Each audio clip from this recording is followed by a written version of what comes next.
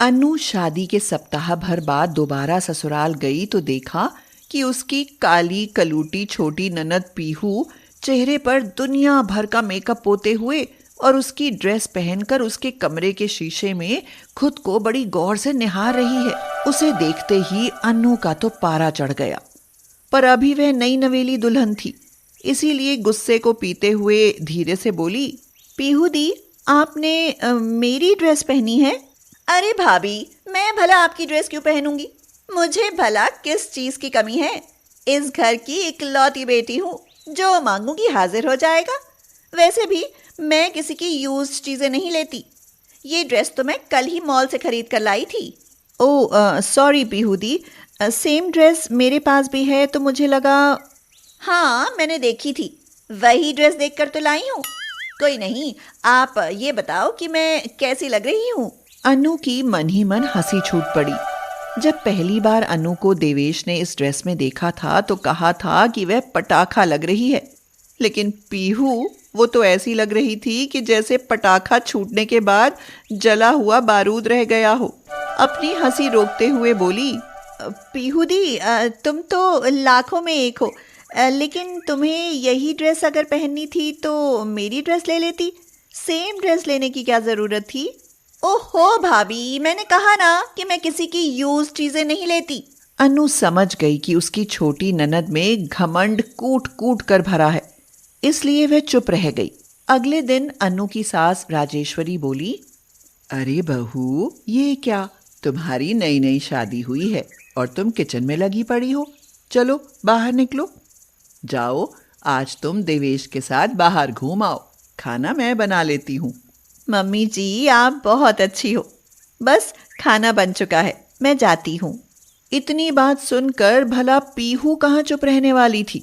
वह बोली, वाह मम्मी, भाभी को घूमने भेज रही हो और मैं भी साथ जाऊंगी। तू कहाँ उनके साथ जाएगी? कबाब में हड्डी? मुझे कबाब में हड्डी ही बनना है। हाँ। अनु को उसका साथ चलना बुरा लगा, मगर देवेश ने उसे हाँ का इशारा किया और अनु को साथ ले ही जाना पड़ा।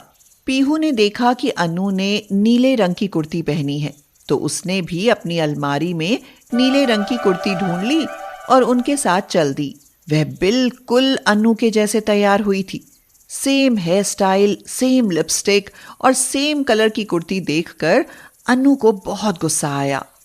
मन तो किया कि वह सारा प्रोग्राम कैंसिल कर दे, लेकिन देवेश का चेहरा देखकर वह मना नहीं कर सकी। चलो अनु, मॉल चलते हैं, तुम शॉपिंग भी कर लेना। हाँ भैया, मॉल ही चलते हैं, थोड़ी शॉपिंग मेरी भी करा देना। अनु पीहू से बहुत इरिटेट होने लगी, मगर बेचारी क्या करती। मॉल में अनु के कॉलेज की एक मैडम मिल गई। वो अनु को देखते ही बोली, अरे अनु, तुम्हारी शादी हो गई और ये कौन तुम्हारी बहन है? नो मैम, ये मेरी ननद है। सॉरी बेटा, सेम स्टाइल देखकर मुझे लगा कि तुम्हारी बहन है। ये सुनकर अनु को बहुत शर्म आई। वह सोचने लगी, मेरी बहन और ऐसी? कभी नहीं, आज के बाद इसे कभी अपना स्टाइल कॉपी नहीं करने दूंगी। पीहू को आदत हो गई थी कि वह अनु की हर चीज कॉपी करे। कुछ दिनों बाद करवा चौथ था।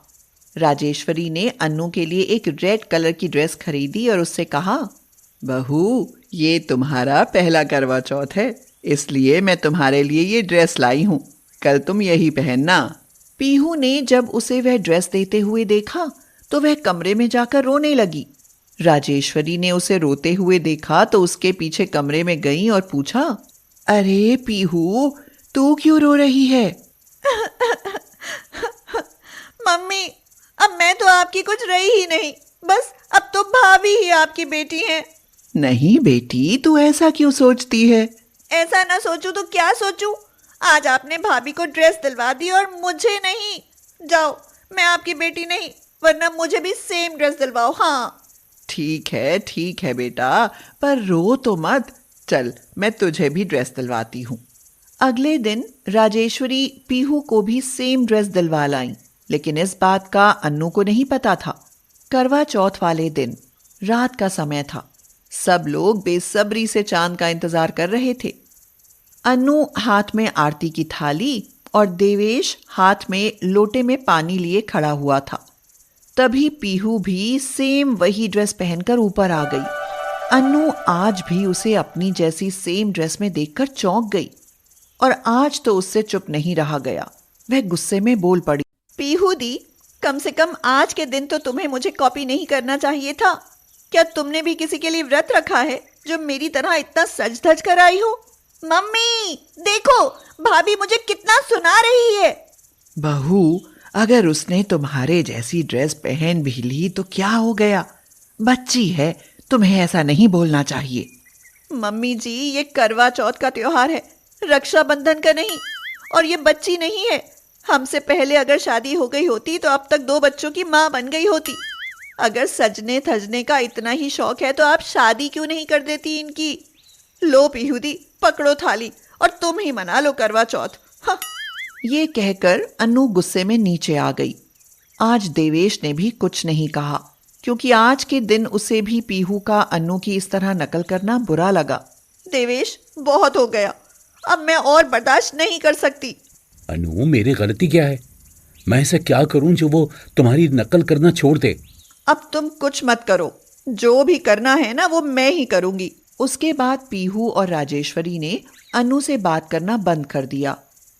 अगले दिन अन्नू ने पीहू को सुनाते हुए कहा, देवेश, मेरे साथ जरा बाजार चलो।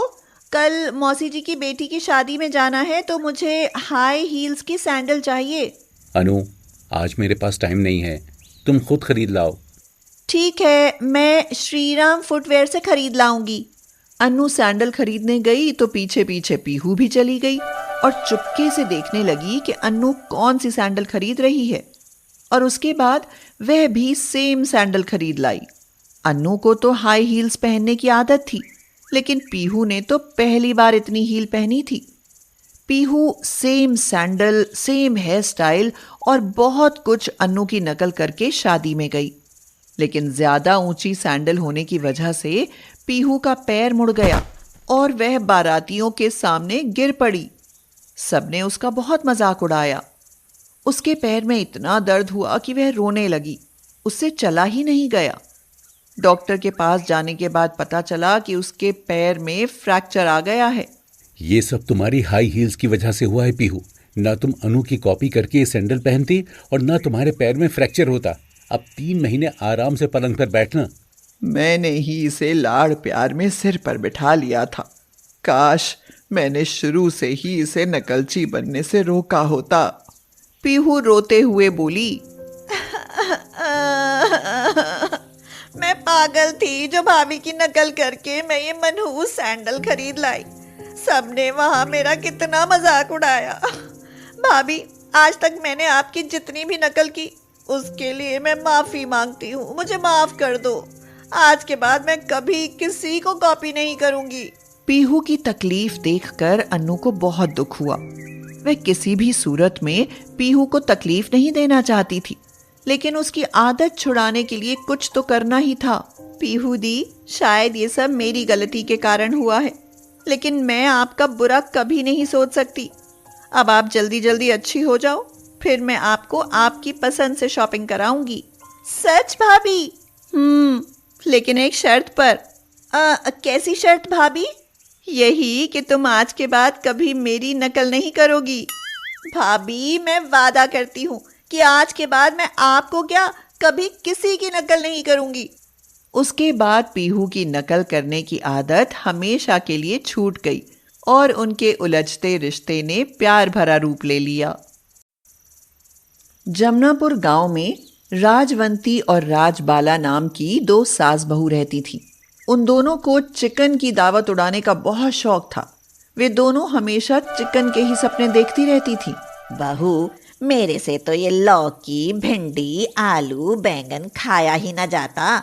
मन तो चिकन खाण को तड़पे सा। हाल तो हमरा भी कछु कछु यही है सासू अम्मा। चिकन के जायके को मन बड़ा तड़पत है। ये आलू भालू बैंगन वैंगन भी भला कोई खाने का चीज है? राजबाला यह कह ही रही होती है कि तभी राजवंती का बेटा मनोहर आ जाता है और पूछता है, अरे माँ, आज खाने में क्या बनाया है?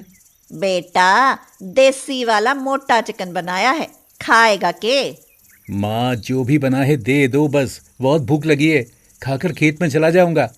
राजवंती और राजबाला को जितना चिकन खाने का चाव था, मनोहर को उतना ही चाव साग सब्जियां खाने का था। वह साग सब्जियां खाकर मस्त रहता था और अपने खेतों में मन लगाकर मेहनत करता था। अरे वाह, आलू बैगन और भिंडी की सब्जी खाकर मजा आ गया। अब खेत में चलता हूँ। हाँ, लगत है ई हमरा खसमवा पिछला जन्म में जरूर भैंसा रहा होएगा, तभी तो घास पात खाए के मस्त रहता है। हाँ, पर हम सास बहू तो शेरनी है, शेरनी। हमें तो रोज चिकन खाने में मजा आवे सा। हाय, हम मर जाएं सासू माँ, आपने तो हमरा मुंह का बात ही छीन लिया। एक दिन मनोहर दोपहर तक खेत जोतकर बाजार जाता है और वहां से कुछ सब्जियां लेकर आता है और घर आकर कहता है, सुनो राजबाला, मैं बाजार से ये कुछ साग सब्जियां लेकर आया हूँ। कौन साग सब्जियां लाए हो पति परमेश्वर जी, जरा बताए तो दो। लौकी, करेला, पालक, बैगन, गोभी लाया हूँ। यह सुनते ही राजबाला चौंक सी जाती है और अपनी सास राजवंती को पुकारने लगती है। सासू जी, उई सासू माँ जी, जरा इधर तो पधारिए। के हुआ बहू, आसमान से बिजली टूट पड़ी के? ऐसे क्यों चीख रहीस? सासू माँ, ई मनोहर साग सब्जियां लेकर आए हैं ना। क्या चिकन नहीं लाया के? नहीं माँ, मैं तो लौकी, करेला, पालक, बैगन और गोभी लाया हूँ। अरे कम बखत, इसकी जगह चिकन न ला सकता था क्या? यह सुनकर मनोहर कहता है, पर परसों ही तो चिकन लेकर आया था। परसों लाया था तो क्या हम पर एहसान कर दिया था? जा, आज भी चिकन ही लेकर आ। ऊ देसी वाला चिकन लेकर आना मनोहर जी, ऊ को खाए के मजा आ जाता है। पर इन सब्जियों का क्या करूं? अरे गधे, करना क्या है, जाकर बैलों के आगे डाल दे। राजवंती और राजबाला को रोज रोज चिकन खाने की आदत थी और बेचारा मनोहर एक गरीब किसान था। पत्नी और माँ को चिकन खिलाने के चक्कर में कर्ज पर कर्ज लेने को मजबूर था। लाला, कुछ पैसे चाहिए। अरे भैया, मुरली वाले की जय बोल। क्यों बे, तू रोज रोज कर्ज मांगने क्यों आ जाता है? किसी बुरी लत का शिकार तो नहीं हो गया? यह सुनकर मनोहर भावुक हो जाता है और लाला को अपने घर की समस्या बताते हुए कहता है, वो बात यह है लाला कि मेरी माँ और घरवाली को रोज चिकन खाने को चाहिए। साग सब्जी देखकर तो उन्हें उल्टियाँ आने लगती हैं। अब आप ही बताओ मैं क्या करूं?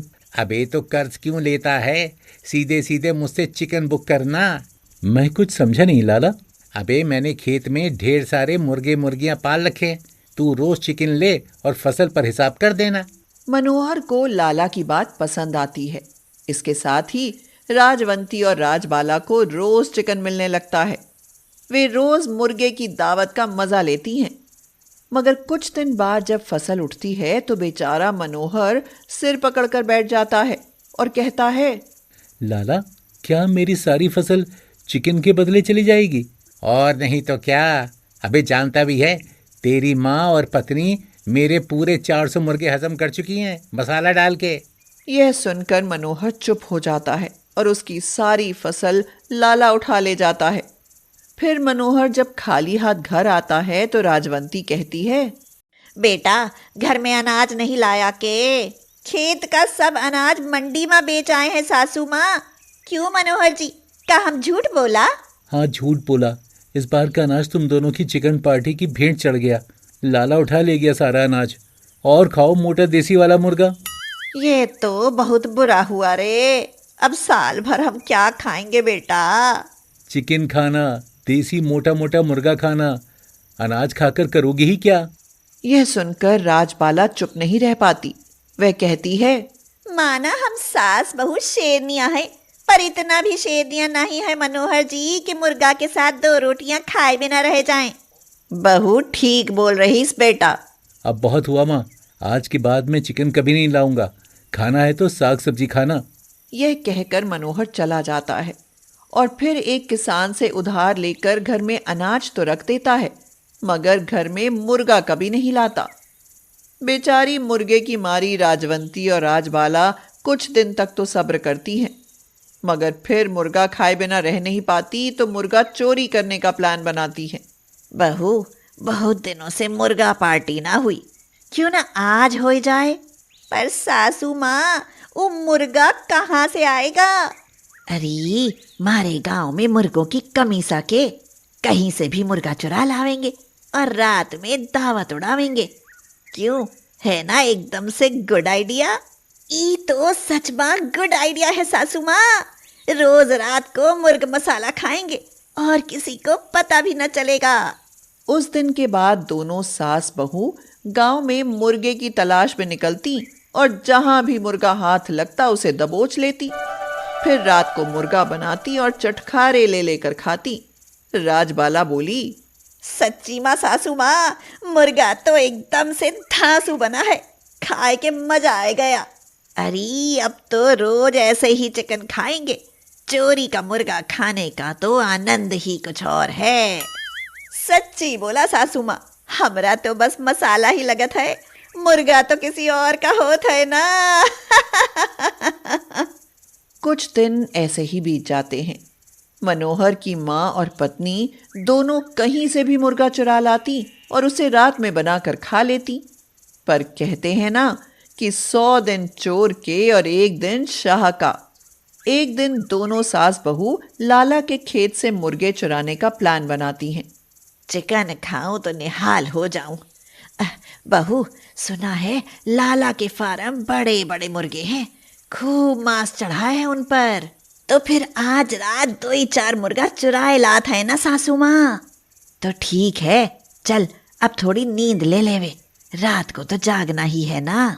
चलो तो फिर सोए जात हैं। गुड वाला नान सासू माँ। यह कहकर वे दोनों सो जाती हैं और फिर जैसे ही रात होती है मुर्गे चुराने के लिए लाला के फार्म पर जा पहुंचती हैं। राजबाला आश्चर्य से कहती है, उई माँ, यहाँ तो एक सा एक पहलवान मुर्गा है सासू माँ। अरे तुझे क्या मुर्गों की पहलवानी देखनी है? जल्दी से कांख में मुर्गे दबा और भाग ले, मौके का फायदा उठा, फायदा। सास के यह कहते ही दोनों मुर्गे उठाकर कांख में दबा लेती हैं। पर जैसे ही वहां से भागती हैं मुर्गे शोर मचाना शुरू कर देते हैं और मुर्गों का शोर सुन फार्म के कुत्ते उनके पीछे पड़ जाते हैं। इस भाग दौड़ में मुर्गे तो उनसे बच जाते हैं मगर वे कुत्तों से नहीं बच पाती। कुत्ते उन्हें काट खाते हैं। बेचारी दर्द से चीखते चिल्लाते किसी तरह घर पहुंचती हैं।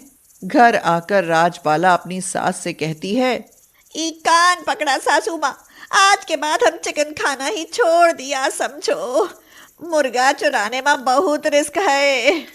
बात तो तेरी सही बहू, पता नहीं अब कुत्तों के काटने के कितने इंजेक्शन लगवाने पड़ेंगे। भगवान का शुक्र बच तो गई हम। इस हादसे के बाद सास बहू सचमुच मुर्गा खाना छोड़ देती हैं।